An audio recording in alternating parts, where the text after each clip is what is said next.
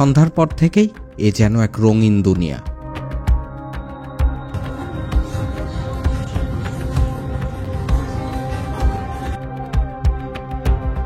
সবগুলোর সামনে মেয়েরা কেনই বা এভাবে দাঁড়িয়ে আছে, আর কেনই বা তাদের চোখে চোখ পড়লে কাছে এসে ক্যাটালগ ধরিয়ে দিচ্ছে। কি আছে এই ক্যাটালগগুলোতে?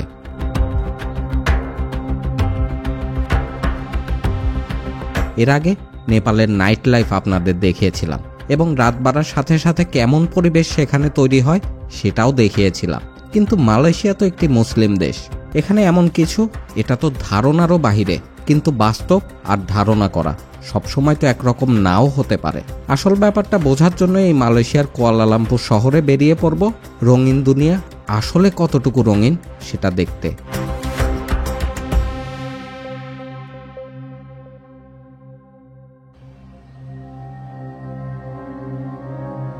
ঘড়িতে এখন সময় সন্ধ্যা 6:20। মালয়েশিয়া শহরটি কিছুক্ষণ আগেই জ্বলে উঠেছে আলোকসজ্জায়।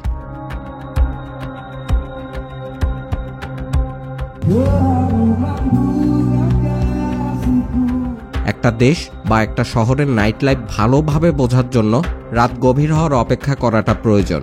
আমিও অপেক্ষা করব, তবে তার আগে শহরটাকে একটু ভালোভাবে এক্সপ্লোর করা যাক। শুরুটা করব এই শহরের চায়না টাউন থেকে।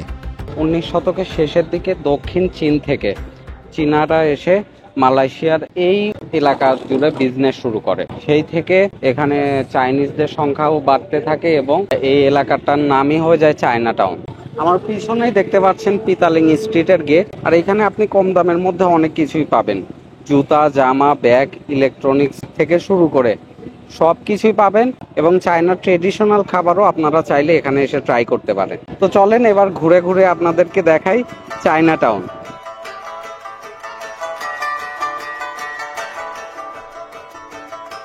পেতালিং স্ট্রিটে মালয়েশিয়া ঘুরতে আসা পর্যটকদের পাশাপাশি স্থানীয় মানুষদের আনাগোনাও সবসময় এমন লেগেই থাকে, তবে সন্ধ্যার পর থেকে তুলনামূলক বেশি দেখা যায়। যেহেতু চায়না টাউনে আছি তাই ম্যাক্সিমাম দোকান বা আশেপাশে চাইনিজ লেখাই চোখে পড়ছে। একটা ব্যাপারে অনেকেরই ভুল ধারণা আছে, সেটা হচ্ছে এই পেতালিং স্ট্রিট মানেই অনেকেই মালয়েশিয়ার চায়না টাউন ভাবেন, তবে ব্যাপারটা মোটেই এমন নয়। চায়না টাউনের বিস্তৃতি মালয়েশিয়ার বিশাল এবং বিভিন্ন জায়গা জুড়ে, যার মধ্যে একটা অংশ এই পেতালিং স্ট্রিট। কেনাকাটা এবং খাবার দাবারের জন্য এই জায়গাটি বেশ প্রসিদ্ধ, কারণ ম্যাক্সিমাম মানুষেরই ধারণা এখান থেকে অনেক সস্তায় জিনিসপত্র কেনা যাবে। তবে যারা এখানে আসবেন একটু দাম দর করার ব্যাপারটাও মাথায় রেখে আসবেন, আর যারা শপিং করতে খুব বেশি ভালোবাসেন তারা কোনটা রেখে কোনটা কিনবেন সেটাই বুঝে উঠতে পারে না এদের এত এত কালেকশন দেখে।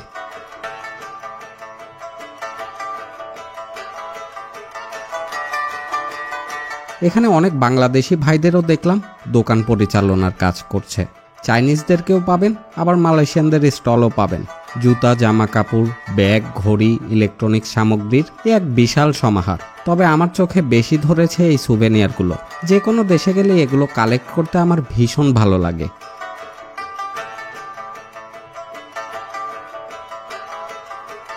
চাইনিজ অনেক ধরনের খাবার চোখে পড়ল, তবে এসব ম্যাক্সিমাম খাবারের নামই আমার জানা নেই, আর এই জিনিসটা আমার কাছে খুবই দারুণ লেগেছে। সেল বাড়ানোর জন্য চাইনিজরা এমন অনেকভাবেই তাদের ব্যবসার প্রচার এবং মানুষদের দৃষ্টি আকর্ষণ করে থাকে। এই পাশটায় সবজি আর ফ্রোজেন করা সজেস আইটেম বেশি। অর্ডার করার পরে এমন সুন্দরভাবে খাবারগুলো ফ্রাই করে দিবে। আর এই পাশটায় কি একটা ফল যেন রান্না করছে, যেটার নাম বলতে পারছি না, তবে এটাও চাইনিজ আইটেম।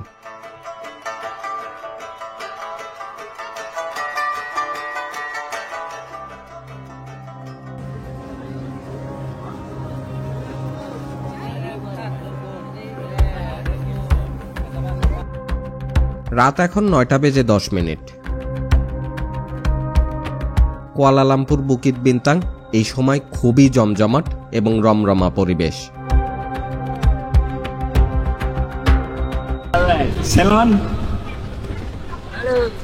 রাজপথের বিভিন্ন জায়গা মাতিয়ে তুলেছে স্ট্রিট সিঙ্গাররা তাদের গানের সুরে।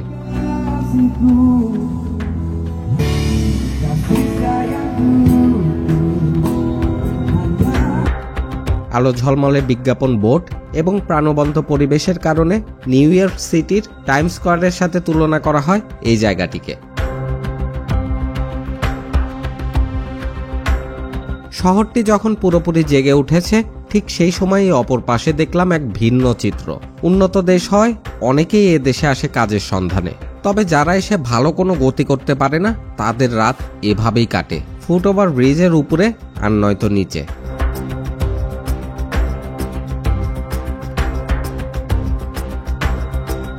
রাত বাড়ার সাথে সাথে এখানকার স্পা বিজনেসও কিন্তু বেশ রমরমা। দুটি পায়ের চিহ্ন বা লোগো দেখলে অনায়াসে বুঝে নেওয়া যায় এখানে স্পা সার্ভিস দেয়া হয়।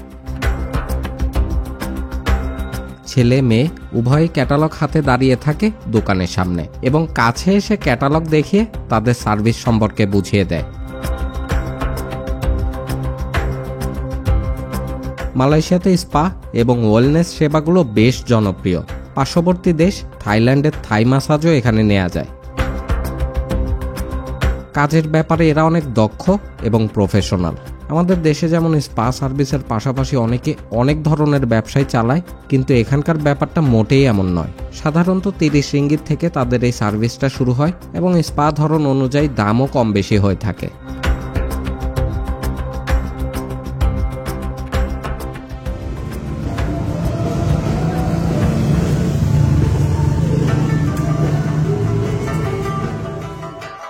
মালয়েশিয়াতে প্রতি বছর চাইনিজদের আয়োজিত হাংরি ঘোস্ট ফেস্টিভ্যাল পালিত হয় এবং প্রায় 15 দিন ব্যাপী এই উৎসব চলে। লাকিলি আমি যখন এসেছি তখন এই ফেস্টিভ্যালের 4র্থ দিন চলে।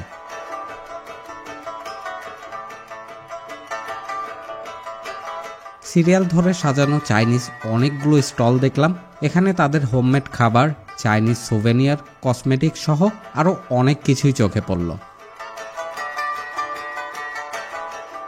চাইনিজ ফেস্টিভ্যাল দেখা শেষ করে চলে এলাম বুকিত বিনতাংয়ের খুবই ফেমাস একটি জায়গা ফুড স্ট্রিটে। জায়গাটা এতটাই ফেমাস যে এখানে ঠিকমতো হাঁটা বা দাঁড়ানোর জায়গাও পাচ্ছিলাম না। প্রতিদিন সন্ধ্যার পর থেকেই জীবন্ত হয়ে ওঠে এই ফুড স্ট্রিট এবং মধ্যরাত পর্যন্ত বেচাকেনা চলে এখানে। ছোট সাইজের অনেকটা কাঁঠালের মতো যে ফলটি দেখতে পাচ্ছেন, এই ফলের নাম ডুরিয়ান। এই ফলের স্মেল এতটাই তীব্র যা অনেক দূর থেকেও নাকে এসে লাগে। মূলত গন্ধ আর স্বাদ এটাই ফলের মূল বৈশিষ্ট্য, তবে অনেকের কাছেই সেটা আবার অপ্রিয়। যেমন সিঙ্গাপুরে বেশ কিছু হোটেলে নোটিশ দেখেছি যে এই ফল সাথে নিয়ে রুমে প্রবেশ করলেও জরিমানা গুনতে হবে, বা অনেক গণপরিবহনেও এমন নোটিশ দেখেছি। তবে এখানে বেশিরভাগ মানুষকেই দেখলাম বেশ মজা করে এই ফলটা খাচ্ছে।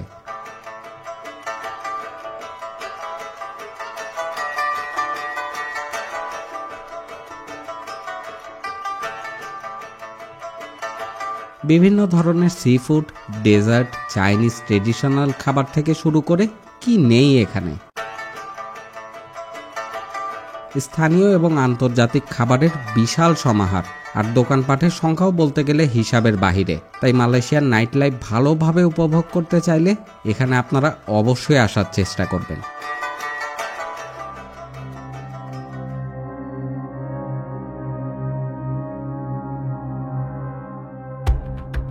ঘড়িতে এখন সময় রাত 11:50।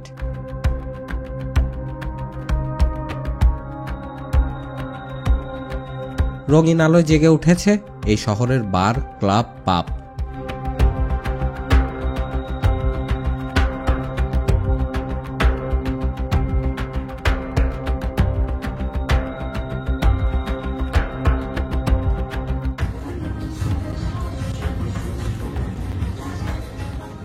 গানের আসর জমে ওঠা এই শহরের নিত্যদিনের খুব কমন একটি ব্যাপার।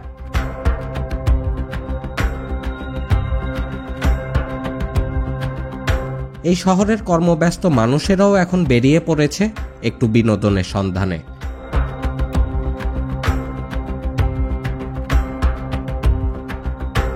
শহরের কেন্দ্রস্থলে গড়ে ওঠা বার, ক্লাব, পাবগুলোতে এই সময় ভিড় জমায় স্থানীয় এবং আন্তর্জাতিক পর্যটকেরা।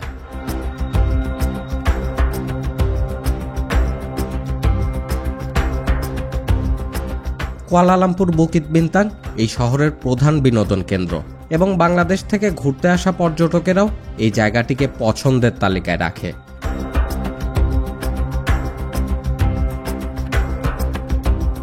মালয়েশিয়ার রাজধানী কুয়ালালামপুরের একটি নাইট ক্লাবে অভিযান চালিয়ে 14 বাংলাদেশিকে গ্রেফতার করেছে দেশটির অভিবাসন পুলিশ। তাদের মধ্যে 15 জন পুরুষ ও 19 জন নারী রয়েছেন। এখানকার বার বা ক্লাবগুলোতে বাংলাদেশি মেয়েরাও যে কাজ করে এই খবর নতুন কিছু না।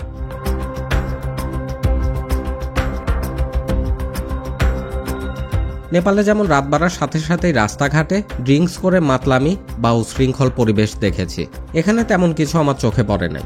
আর এখানেও সেই একই ব্যাপার, আনন্দ কতটুকু করবেন সেটা নির্ভর করবে আপনার পকেট কতটুকু গরম তার উপরে।